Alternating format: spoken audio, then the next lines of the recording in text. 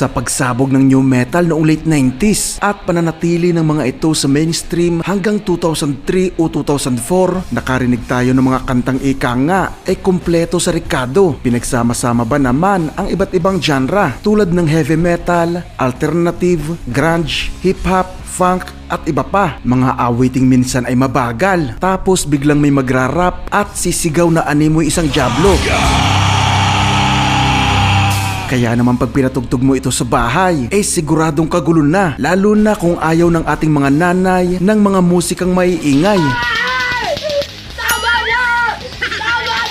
Kapag ganitong musika ang patunog sa inuman noong araw, eh talagang sarapan na yan kahit abutin pa ng madaling araw. Isa sa pinakasumikat na kanta nun ay ang Last Resort. Isang kantang tatak Papa Roach na isang bandang nakipagsiksikan sa tuktok ng katanyagan sa kasagsagan ng new metal at sa pamamagitan pa ng iba pa nilang mga awitin tulad ng Between Angels and Insects, She Loves Me Not, Scars, Gravity, at marami pang iba. Sinilyuhan ng Papa Roach ang kanilang pangalan bilang isa sa mga pinakasumikat na new metal band at hindi katulad ng iba nilang kasabayang mga banda na naglaho na noong bumaba ang popularidad ng kanilang genre, ay nanatili namang aktibo ang Papa Roach. Nagpatuloy sila sa pagbabahagi ng kanilang musika at consistent silang naglalabas ng mga bagong album hanggang sa kasalukuyan nating panahon. Halina't kilalanin natin ang bandang ito. Alamin natin ang mga kwento sa likod ng kanilang mga awitin. Bakit sila itinakwil ng napakaraming fans ng new metal? Ano nga ba ang nangyari? Nasaan na ngayon ang bandang ito na nasa likod ng mga awitin na naging malaking parte ng kabataan ng marami sa atin? Welcome to another age.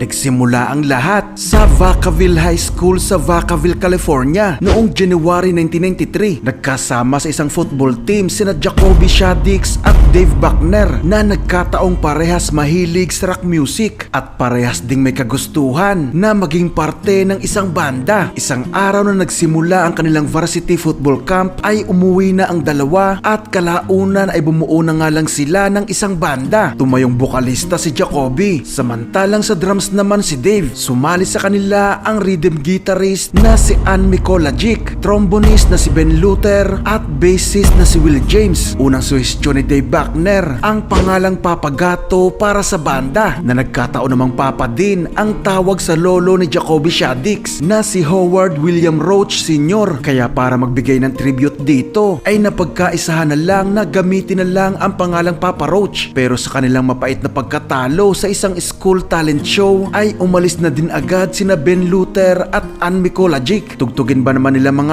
idol ang Fire ni Jimi Hendrix na trombone ang gamit dahil wala silang lead guitarist?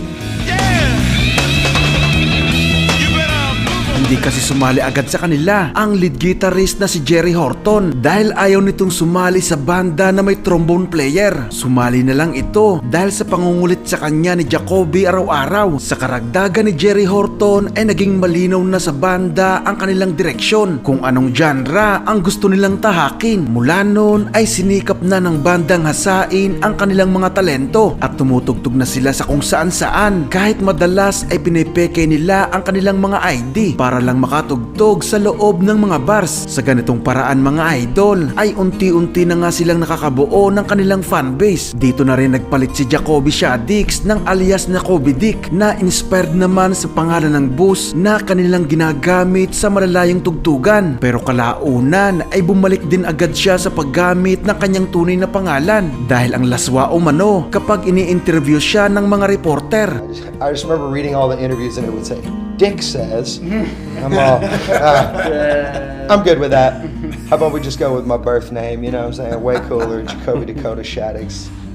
Naging malaking pundasyon ng banda ang magandang boses at songwriting ability ni Jacoby at galing sa gitara ni Jerry Horton na sobrang magkaiba ang pagkatao ng mga ito. Si Jacoby Shaddix mga idol ang tipikal na rakista, mahilig sa party, sa bisyo at malimit na masabit sa mga gulo. Samantalang si Jerry Horton naman ang tipong tao na walang bisyo ni kahit alak o sigarilyo. Naging inspirasyon ng Papa Roach ang mga bandang tulad ng The Red Hot Chili Pepper, Faith No More, Metallica at hip-hop group na Beastie Boys. Kaya dito na rin nila naisipang paghaluin ang tunog ng metal sa hip-hop. Nagsimula na din silang gumawa ng mga original na kanta. Kaya nakapag-release din agad sila ng extended play na Potatoes for Christmas noong 1994. Pero umalis muna dito ng pansamantala ang drummer na si Dave Buckner upang ipagpatuloy ang pag-aaral ng arts. Pinalitan ito pansamantala ni Ryan Brown at sa pagbalik nga ni Dave ay nagsimula na ang kagustuhan ng banda na magsagawa ng mga tours. Ang problema lang mga idol ay hindi nila ito maituloy at hindi rin sila makalayo dahil sa responsibilidad ng bassist na si Will James sa kanilang simbahan. Hindi rin ito laging nakakapunta sa mga practice at sa kanilang mga gigs. Kaya naman sa huli ay umalis na lang ito sa banda. Pinalitan ito ng kanilang 19 na taong gulang na roadie na si Tobin Esperance. Noong February 4, 1997 ay na-release ang kanilang debut album na Old Friends from Young Years sa ilalim lang ng isang independent label at sa sobrang liit na pondo. Kaya naman ay hindi na nakapagtataka na mabigo silang makahikayat ng malalaking recording company. Wala kasi silang budget noon para i-promote ang album. Nag-focus lang ang mga ito sa matinding tours bilang suporta sa mga bandang Incubus, Static X at iba pa. Pagpasok naman ng 1998 at 1999 ay nag-release sila ng dalawang magkasunod na extended plays na 5 tracks deep at Let Em Know na lumikha ng ingay para sa banda. Kaya napansin sila dito ng Warner Music Group. Ginastusan sila ng naturang kumpanya para bumuo ng demo. Ganun pa man sa huli ay nagpasya ang Warner Music Group na hindi bigyan ng kontrata ang banda. Nasa demo na yon mga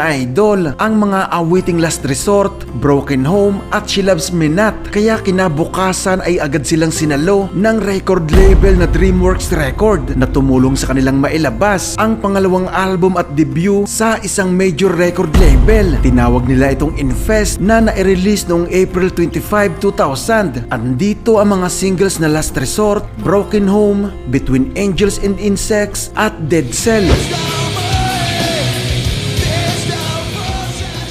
Agad itong pumalo sa number 5 ng Billboard 200 at na-certified na 3 times platinum ng Recording Industry Association of America. Nagbigay din ito sa Papa Roach ng nomination sa Grammy bilang Best New Artist. Marami man ang nagsabi na isa lang ang Papa Roach sa may ingay na banda, sinabi naman ni Jacoby na mas mabuti kung uunawain ang mensahe ng mga kanta dahil lahat ng lyrics sa album na ito ay kinuha niya mula sa sariling mga pinagdaanan. Sa mga hindi nga nakakaalam mga idol ay hindi nga din maganda ang simula ng buhay nito dahil sa murang edad ni Jacoby ay nasa pamilya siyang walang sariling tahanan. Na-trauma din ito sa pagkakasaksi sa bigong pagsasama ng kanyang mga magulang. Dumaan din ito sa karamdamang tinatawag na ADD at ang pinakanakakahiya sa lahat ay ang kanyang problema na sa edad nga na 16 na taong gulang ay naihi pa ito sa kama. Lahat ng ito ay nagbigay ng depresyon kay Jacoby na ang nahanap nga niyang paraan para mailabas ang mga negatibong saloobin ay sa pamamagitan ng pagsusulat.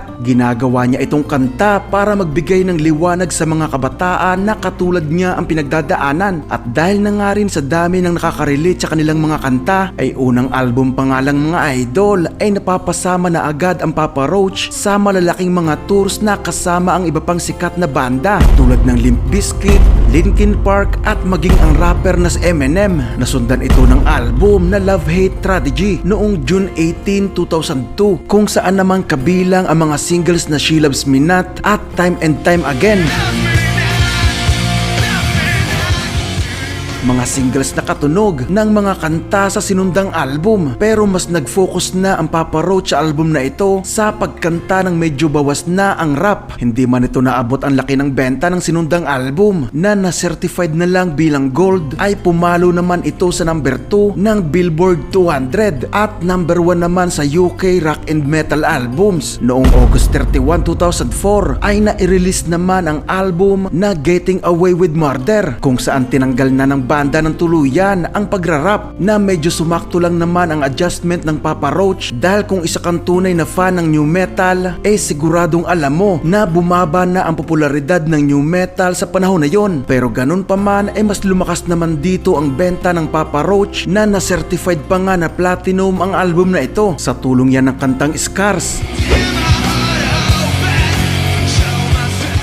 Na ayon kay Jacoby Shaddix ay kantang sumagip sa kanyang buhay. Sa panahong yun kasi mga idol ay matindi ang demo na kinakalaban nito sa kanyang utak na nagiging dahilan ng matindi nitong pagsandal sa alak at sinasaktan din nito ang kanyang sarili na naging dahilan ng kanyang pagkaka-ospital at syempre ay nakakaapekto din ang lahat ng ito sa kanilang pagsasama ng kanyang asawa na si Kelly na bago umano ang lahat noong mailabas niya ang kanyang saloobin sa kantang ito. Nakapag-release pa ang Papa Roach ng 7 pang album, ang The Paramore Sessions noong September 12, 2006 kung saan kabilang ang To Be Loved na naging theme song ng WWE.